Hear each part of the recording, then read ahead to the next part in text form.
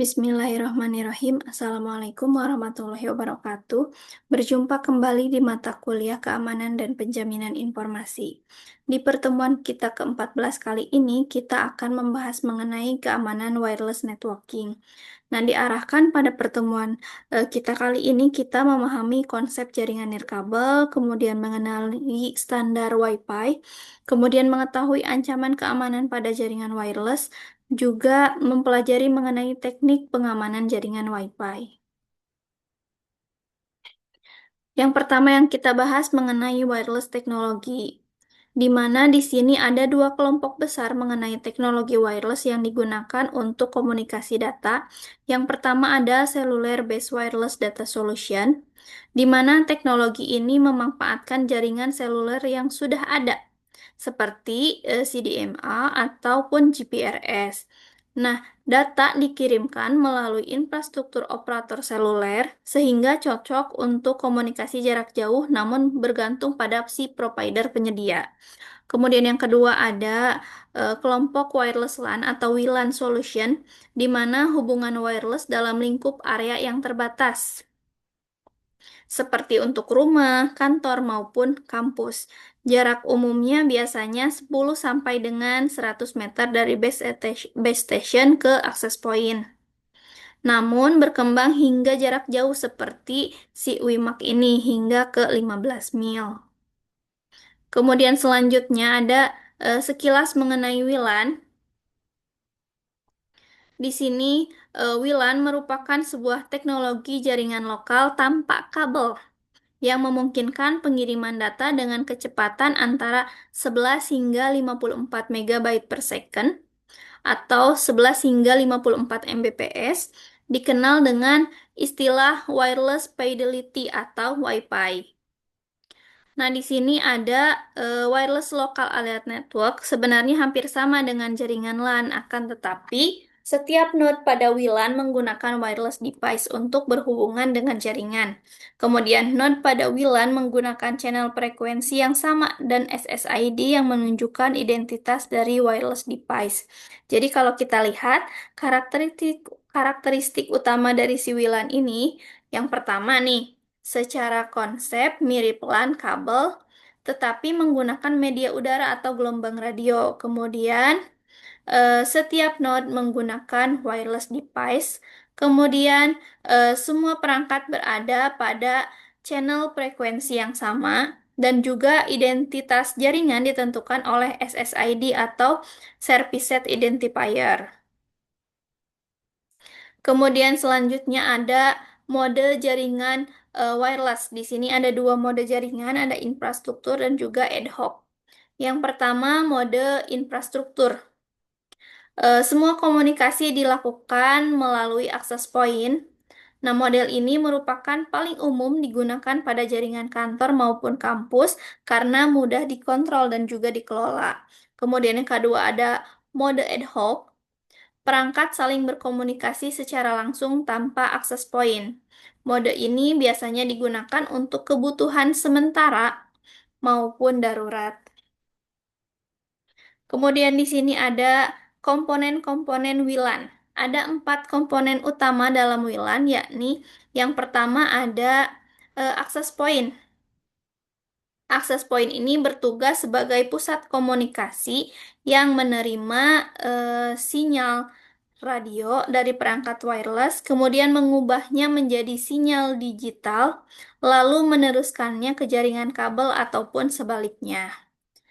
Kemudian yang kedua ada wireless LAN interface, merupakan peralatan yang dipasang di mobile ataupun di desktop. Peralatan yang dikembangkan secara massal adalah dalam bentuk PCM CIA atau Personal Computer Memory Card International Association, kemudian PCI card maupun melalui port USB ataupun Universal Serial Bus.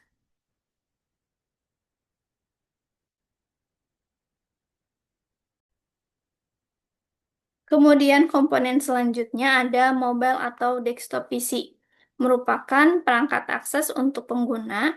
Mobile PC pada umumnya sudah terpasang port eh, PCM CAI ini, sedangkan desktop PC harus ditambahkan wireless adapter melalui PCI atau Peripheral Component Interconnect ataupun USB. Kemudian selanjutnya ada antena eksternal.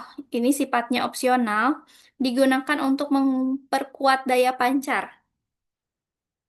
Antena ini dapat dirakit sendiri oleh si user, contohnya antena kaleng. Kemudian selanjutnya ada standar IEEE 802.11. Nah, di slide ini mulai ke masuk standarisasi si Wi-Fi.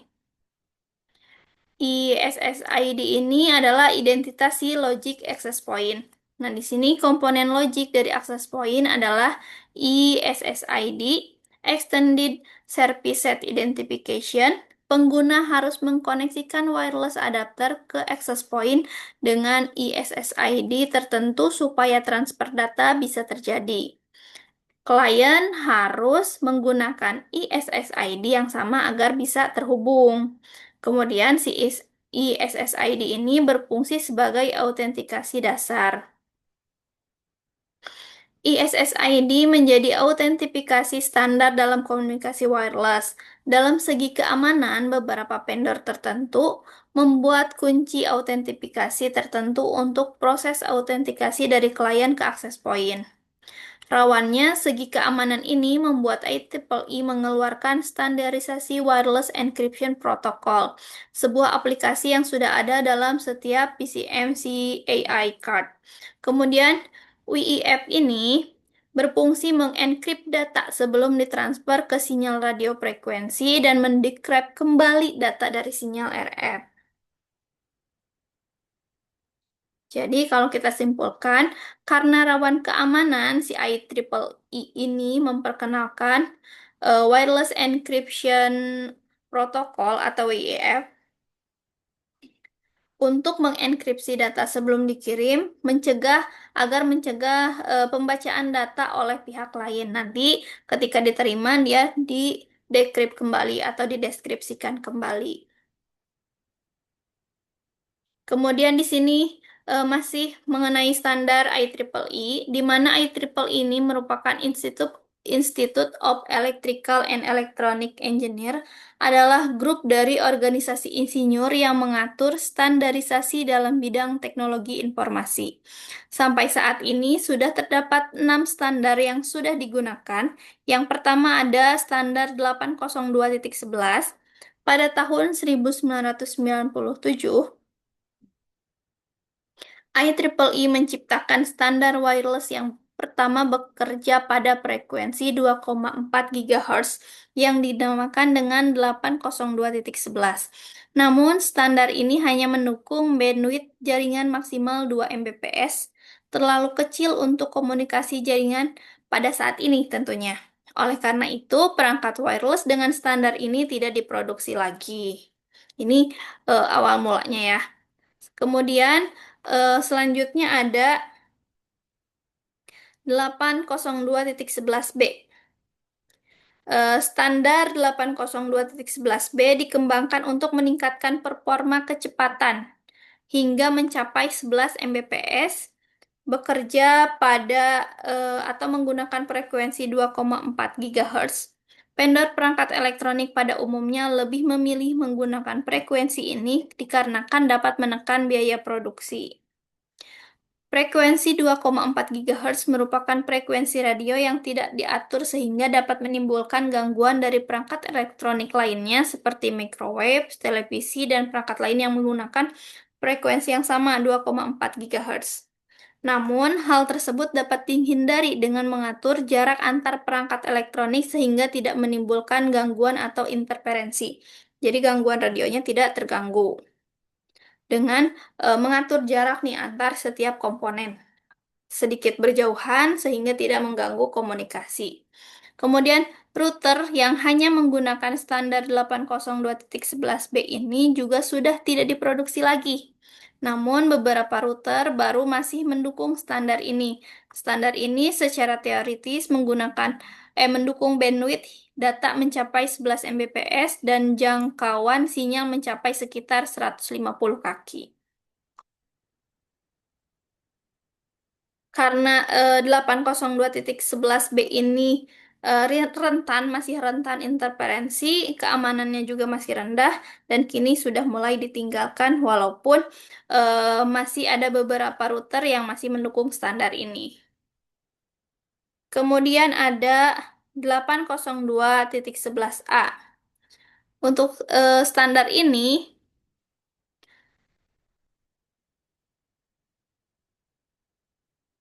oh ya nih, standar ini diciptakan pada saat yang bersamaan dengan standar 802.11b.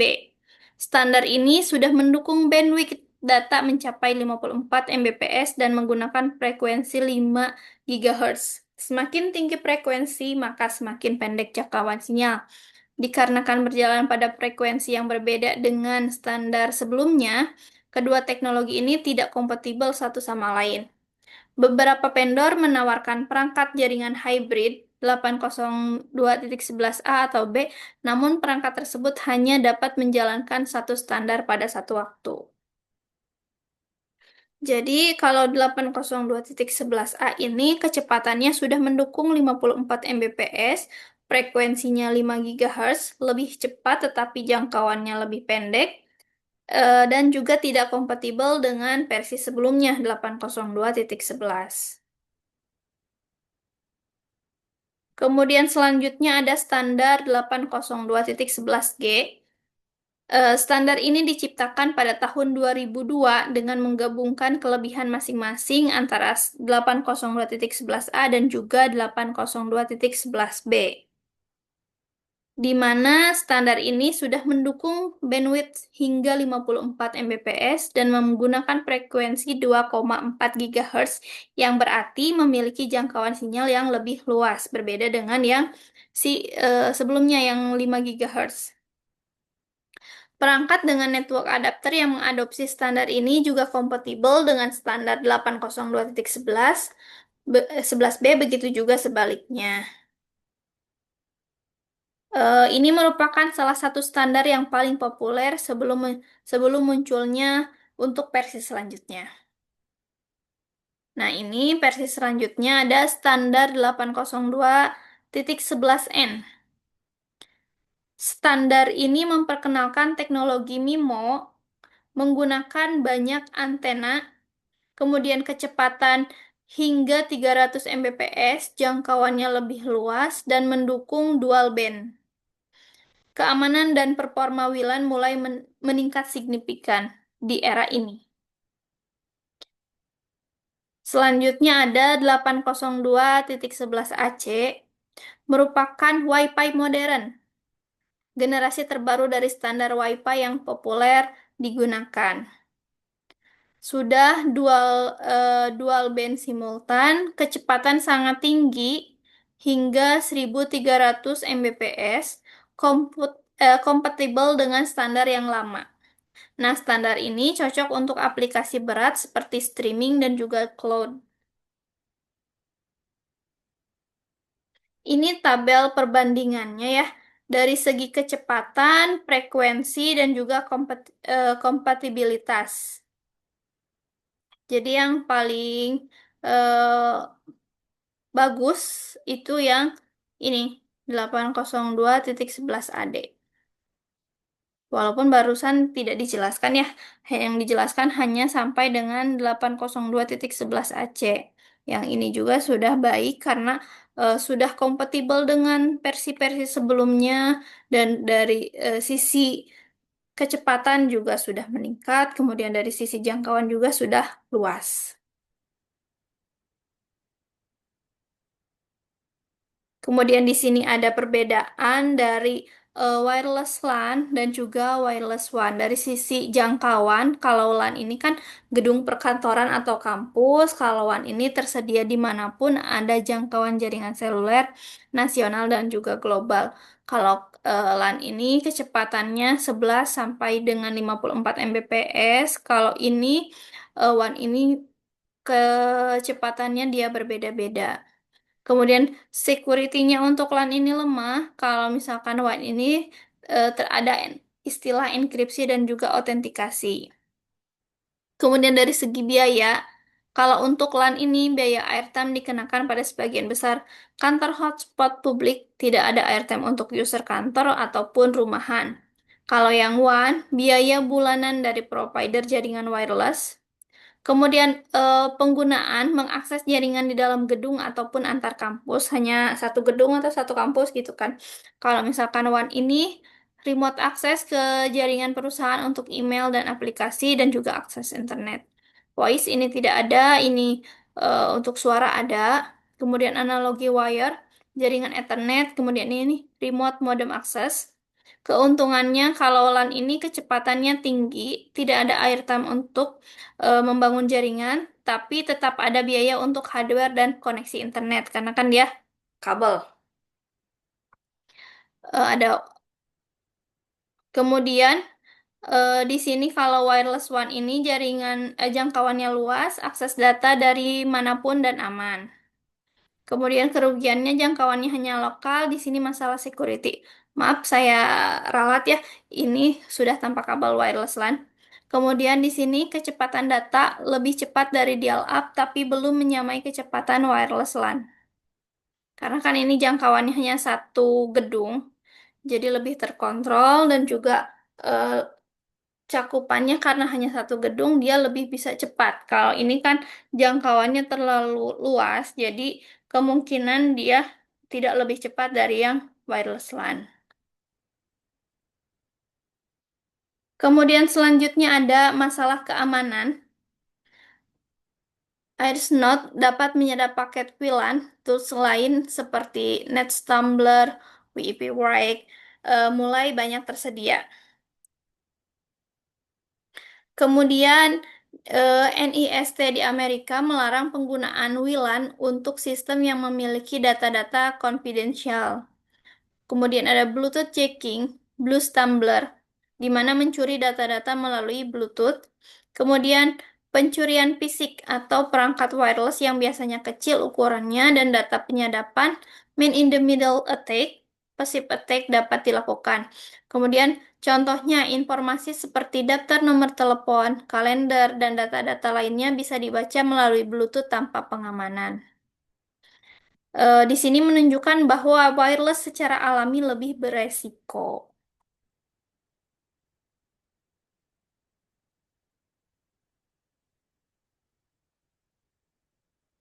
Masalah keamanan lainnya, research perangkat wireless yang terbatas, baik itu CPU, memori, dan kecepatan, sehingga menyulitkan pengamanan dengan encryption. Misalnya kan, kalau misalkan kita kembali ke pertemuan-pertemuan sebelumnya, encryption itu memerlukan sebuah resource yang besar. Jadi keterbatasan resource perangkat, kemudian pengguna tidak dapat membuat sistem sendiri bergantung kepada si vendor penyedia. Kemudian ada DOS, active attack, kemudian injection of new pack traffic, mengirim pesan sampah, atau bluejacking, hijacking information juga. Kemudian fokus utama dari wireless adalah transfer data secepat mungkin. Pengamanan dengan enkripsi, apalagi dengan resource terbatas, menghambat kecepatan sehingga menjadi nomor dua. Kemudian pengguna seringkali tidak tahu atau tidak sadar akan si masalah keamanan.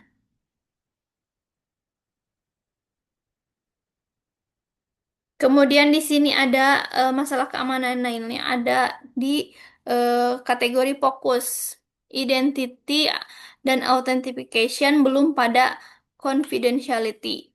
Biasanya yang dideteksi adalah device atau perangkat, bukan usernya. Ditambahi dengan PIN, biometrik. Biometrik lebih sering dipakai sebagai alat autentikasi dengan cara menganalisis karakteristik tubuh manusia yang digunakan, misalnya sidik jari, retina mata, bentuk wajah, cetakan tangan, dan suara, maupun suara. Kemudian pengelolaan sistem dengan banyak akses point menyulitkan, misalnya bagaimana dengan single sign-on, pengguna dynamic firewall untuk akses ke jaringan internal. Selanjutnya ada mengenai bagaimana pengamanan jaringan Wi-Fi. Yang pertama, langkah dasarnya itu melakukan segmentasi jaringan, memasukkan wireless ke sisi ekstranet yang dianggap kurang aman, kemudian mengaktifkan MAC address filtering. Setiap peralatan Wi-Fi pastilah memiliki suatu identifikasi yang unik yang dinamakan dengan physical address atau MAC address. Kemudian ganti password administrator default dengan yang lebih aman. Bila perlu ganti pula username-nya. Jantung dari jaringan Wi-Fi di rumah Anda adalah access point ataupun router. Kemudian selanjutnya ada langkah melakukan enkripsi. Semua peralatan Wi-Fi pasti mendukung beberapa bentuk dari keamanan data. Intinya, enkripsi akan mengacak data yang dikirim pada jaringan nirkabel sehingga tidak mudah dibaca oleh pihak lain. Standar umum security yang digunakan adalah WEF, karena konfigurasi Zero Configuration atau sistem setup network Windows dapat langsung menggunakan sistem pengamanan dengan WEF, sedangkan sistem pengamanan lain adalah WFI. Penggunaan end-to-end encryption pada level aplikasi. Jadi, untuk melakukan pengamanan jaringan Wi-Fi bisa dengan melakukan langkah tadi sebelumnya segmentasi jaringan, MAC filtering, mengganti password default, kemudian melakukan enkripsi data, dan juga end-to-end encryption pada aplikasi. Ini penjelasan detailnya, kemudian bisa ganti SSID default untuk pengamanan jaringan Wi-Fi ini. Akses point atau router menggunakan suatu nama jaringan yang disebut dengan SSID. Vendor biasanya memberi nama produk access point mereka dengan suatu default SSID. Kemudian lakukan matikan broadcast dari SSID dalam jaringan Wi-Fi, maka akses point atau router biasanya akan membroadcast SSID secara reguler. Kemudian berikan alamat IP statis kepada parenti Wi-Fi. Saat ini cenderung orang memanfaatkan DHCP untuk memberikan alamat IP secara otomatis kepada klien yang ingin terhubung ke jaringan nirkabel. Di sini ada contoh basic wireless security pada access point, di mana wireless network mode ini mixed default access point yang akan support pada standar 802.11b dan 802.11g. Kemudian di sini eh, wireless network modenya mixed, kemudian wireless network name-nya ini lab wireless, nama access point yang akan SSID terdeteksi di jaringan wireless ini namanya. Kemudian wireless channel-nya ini default ya channel yang digunakan. Kemudian wireless SSID broadcast-nya ini enable. SSID akan dibroadcastkan ke jaringan wireless. Kemudian pada network authentication terdapat open atau open system yang diartikan sebagai network tidak memiliki authentication dan mengizinkan perangkat atau komputer lain dan bebas memasuki network yang ada tanpa adanya pengamanan. Kalau pengaturannya seperti ini. Kemudian dan share key diartikan setiap perangkat atau komputer yang ingin bergabung akan ditanyakan kunci pengamanan, diminta passwordnya.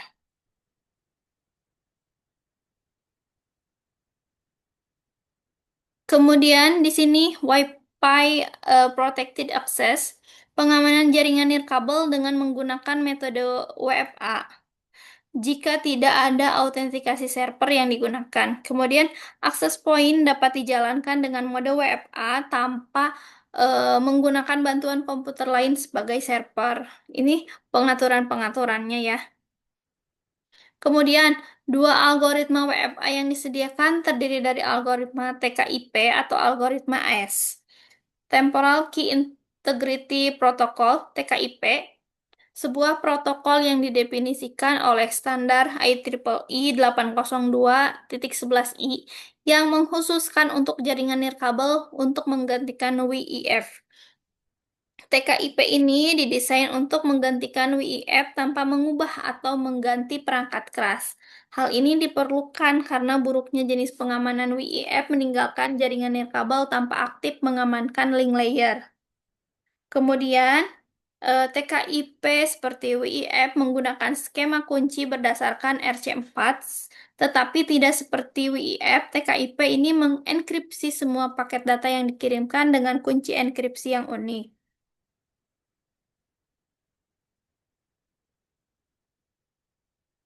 Setelah share key didapat, maka klien yang akan bergabung dengan access point cukup memasukkan angka atau kode yang diizinkan dan dikenal oleh si access point. Prinsip kerja yang digunakan di WFA PSK ini sangat mirip dengan pengamanan jaringan nirkabel dengan menggunakan metode share key. Kemudian selanjutnya ada Advanced Encryption Standard atau CAS ini diperkenalkan pada Desember 2001 yang merupakan algoritma yang lebih efisien dibandingkan algoritma sebelumnya. Kemudian ini ada pengaturan WFA, PSK, Wi-Fi Protected Access dan Pre-share Key adalah pengamanan jaringan nirkabel dengan menggunakan metode ini jika tidak ada autentifikasi server yang digunakan. Akses point dapat dijalankan dengan mode WFA tanpa menggunakan bantuan komputer lain sebagai server. Ini contoh pengamanan WIF. Contoh pengamanan lanjutannya dengan network key-nya, kemudian kalau itu connect. Kemudian Wi-Fi security. Banyak router dan modem saat ini menyediakan pilihan mode enkripsi, baik ini TKIP maupun AES dan atau TKIP atau AES sebagai pilihan keamanan. Pilihan Wire Equivalent Privacy, Wi-Fi Protected Access, dan Wi-Fi Protected Access 2 merupakan algoritma keamanan utama yang biasa dilihat saat akan mengatur jaringan nirkabel. Jadi ketika teman-teman punya Wi-Fi, kemudian ingin mengaturnya atau ingin mengamankannya, bisa menggunakan beberapa pilihan algoritma yang ini gitu kan. Kemudian pilihan WIF adalah opsi tertua atau terlama dan terbukti cukup rentan karena semakin banyak hal minus yang ditemukan. Biasanya kalau misalkan metode ini yang terbaru yang akan lebih baik gitu, karena sudah banyak perbaikan dari metode-metode atau algoritma-algoritma sebelumnya. Sedangkan WFA ini jauh lebih baik dalam hal keamanan, namun masih dianggap rentan terhadap gangguan. Sedangkan WFA 2 di sisi lain, meski tidak sempurna, namun saat ini merupakan pilihan yang paling aman. Wi-Fi security antara AES dan TKIP. AES adalah protokol enkripsi yang lebih aman yang diperkenalkan dengan WFA 2. AES bukanlah standar paling tinggi yang dikembangkan khusus untuk jaringan Wi-Fi. Merupakan standar enkripsi umum yang diadopsi oleh pemerintah Amerika Serikat. AES ini memiliki kelemahan utama yang hadir pada serangan brute force, dicegah dengan menggunakan passphrase yang kuat, dan kelemahan keamanan pada aspek WFA2 lainnya. Ini contohnya untuk pengaturan ketika teman-teman memilih metode atau algoritma yang WFA atau AES2 atau AES WFA2 atau AES namanya. Kemudian, TKIP merupakan standar enkripsi yang lebih tua yang digunakan oleh standar WFA saja, bukan WFA2 ya, karena WFA2 tadi adalah AES. TKIP sebenarnya sangat mirip dengan enkripsi WIF yang sebelumnya, sehingga ia tidak lagi dianggap aman. Sementara WFA2 seharusnya menggunakan AES untuk keamanan optimal. Ia juga dapat menggunakan TKIP, di mana kompatibilitasnya dengan perangkat legasi diperlukan. Dalam keadaan seperti itu, perangkat yang mendukung WFA2 akan terhubung dengan WFA2 dan perangkat yang mendukung WFA akan terhubung dengan WFA. WFA2 tidak selalu berarti WFA2 AES, namun pada perangkat tanpa opsi TKIP atau AES yang terlihat, WFA2 umumnya identik dengan WFA2 AES. Walaupun WFA2 ini kan TKIP atau AES, tapi umumnya lebih identik dengan si AES. Istilah lain di dalam fitur enkripsi PSAK adalah singkatan dari Pre-share Key. Umumnya merupakan proses sandi enkripsi yang akan membedakan dari WFA Enterprise yang menggunakan server radius untuk membagikan kunci unik pada jaringan Wi-Fi perusahaan atau pemerintah yang lebih besar. Berikut adalah pilihan yang mungkin biasa terlihat di router ini, tipenya mau apa gitu. Kemudian di sini ada scanning tool, banyak tools yang bisa digunakan. Contohnya seperti ini, snip dan juga snipping tools. Ini contoh-contoh dari toolsnya atau dari softwarenya.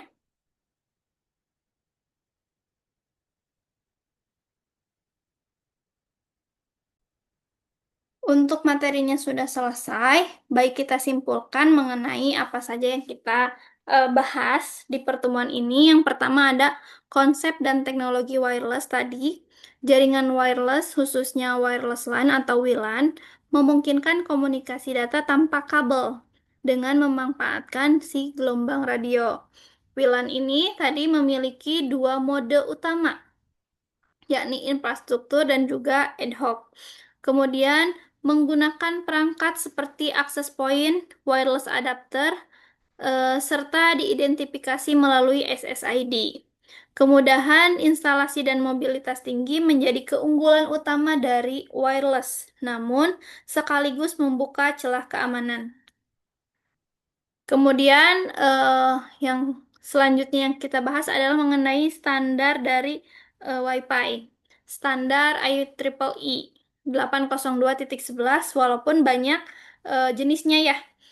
IEEE ini mengembangkan berbagai standar Wi-Fi mulai dari 802.11, kemudian 802.11b, selanjutnya 802.11a, kemudian 802.11g, kemudian 802.11n hingga 802.11ac. Nah, setiap standar berbeda dalam kecepatan, frekuensi, jangkauan, dan juga kompatibilitas. Semakin baru standar yang digunakan, semakin tinggi performa yang dan semakin baik dukungan keamanannya. Selanjutnya yang kita bahas barusan adalah masalah dan ancaman keamanan dari si wireless ini. Jaringan wireless secara alami lebih rentan terhadap serangan dibanding jaringan kabel. Ancaman yang sering terjadi meliputi penyadapan atau sniffing, man in the middle attack, kemudian DOS attack, dan juga pencurian perangkat. Serta tadi ada serangan melalui Bluetooth dan tool scanning. Kemudian, keterbatasan research perangkat dan rendahnya kesadaran pengguna juga bisa memperbesar risiko keamanan. Dan yang keempat yang kita bahas adalah mengenai pengamanan jaringan Wi-Fi. Si keamanan Wi-Fi ini dapat ditingkatkan melalui yang pertama, konfigurasi dasar seperti mengganti SSID, mengganti password default dan juga MAC filtering. Kemudian ada segmentasi jaringan, berarti membagi-bagi jaringannya. Kemudian menggunakan atau penggunaan enkripsi yang kuat. Seperti tadi enkripsinya WIF yang pertama itu sudah tidak aman, kemudian WFA lebih baik, dan WFA 2 dengan AES merupakan pilihan yang paling direkomendasikan untuk saat ini. Untuk skala besar digunakan WFA Enterprise, sedangkan jaringan kecil bisa menggunakan WFA PSK. Jadi intinya yang kita bahas adalah wireless ini praktis tetapi rentan, harus diamankan dengan konfigurasi dan enkripsi yang tepat. Jadi teman-teman ketika melakukan konfigurasi jaringan wireless bisa menggunakan konfigurasi dan memilih enkripsi yang tepat sesuai dengan kebutuhan dari yang teman-teman inginkan. Demikian yang dapat saya sampaikan, kurang lebihnya saya mohon maaf. Wabillahi taufiq wal hidayah. Wassalamualaikum warahmatullahi wabarakatuh.